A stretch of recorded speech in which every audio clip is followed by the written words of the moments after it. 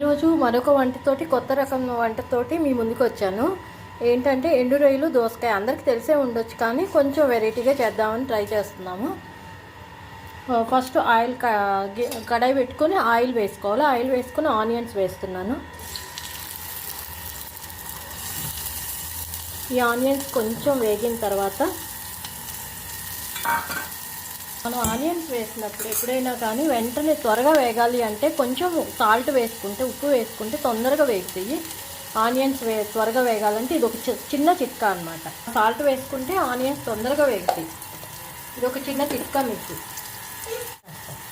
కూడా వేసుకున్నానండి. పసుపు సాల్ట్ వేసాను. ఆనియన్స్ చూడండి ఎంత తొందరగా వేగిపోయినాయో సాల్ట్ వేస్తే.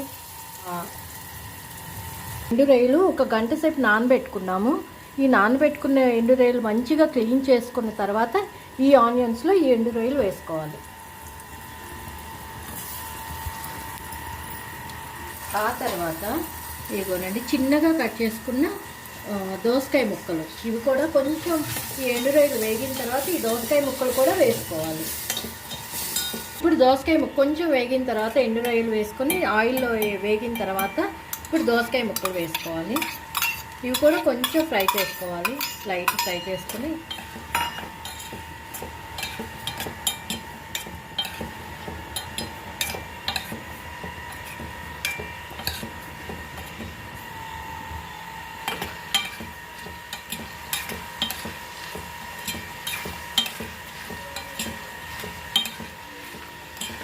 వేసుకోండి. ముందు ఆయిల్లో ఆనియన్స్ అప్పుడు వేస్తే ఎక్కువ వేగిపోతుందని స్మెల్, ఇప్పుడైతే రొయ్యలకి వాటికి పట్టి బాగుంటుందని తర్వాత వేస్తున్నాను. కరివేపాకుని ఇప్పుడు వేసాను.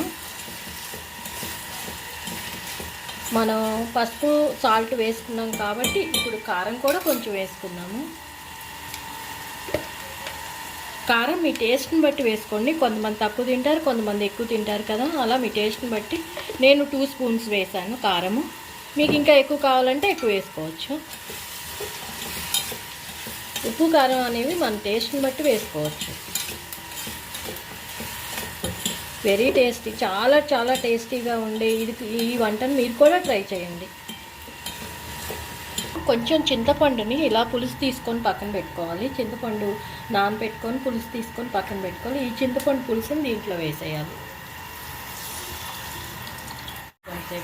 ఈ చింతపండు పులుసు, దోసకాయలు, ఎండు రొయ్యలు అన్నీ కలిపి మంచిగా ఉడకాలి.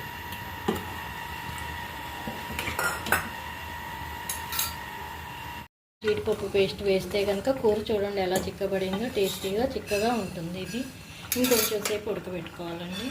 ఇప్పుడు ఒక పెద్ద స్పూను గరం మసాలా వేసుకున్నాను. ఈ గరం మసాలాను కూడా ఇంట్లోనే చేసుకున్నాను నేను. అంటే బయట ఎక్కువ కొనటం అనేది నేను చెయ్యను, అన్నీ ఇంట్లోనే చేసుకుంటాను.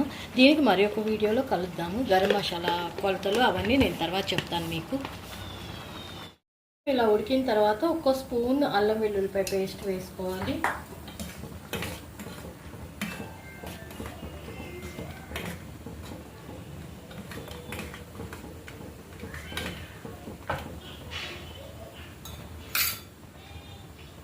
పేస్ట్ ఏంటంటే కొబ్బరి గసాలు నానబెట్టిన జీడిపప్పుతోటి పేస్ట్ చేసుకోవాలి. ఆ పేస్ట్ కనుక వేసుకుంటే కనుక కొబ్బరి గసాలు జీడిపప్పు పేస్ట్ చాలా టేస్టీగా ఉంటుందండి. దీంతో ట్రై చేయండి. పేస్ట్ వేసుకొని ఒక 2 స్పూన్లు వేసాను. తర్వాత ఆపేయటం వినండి. ఇలా టేస్టీగా ఉండి ఎండు రొయ్యలు దోసకాయ కర్రీ రెడీ.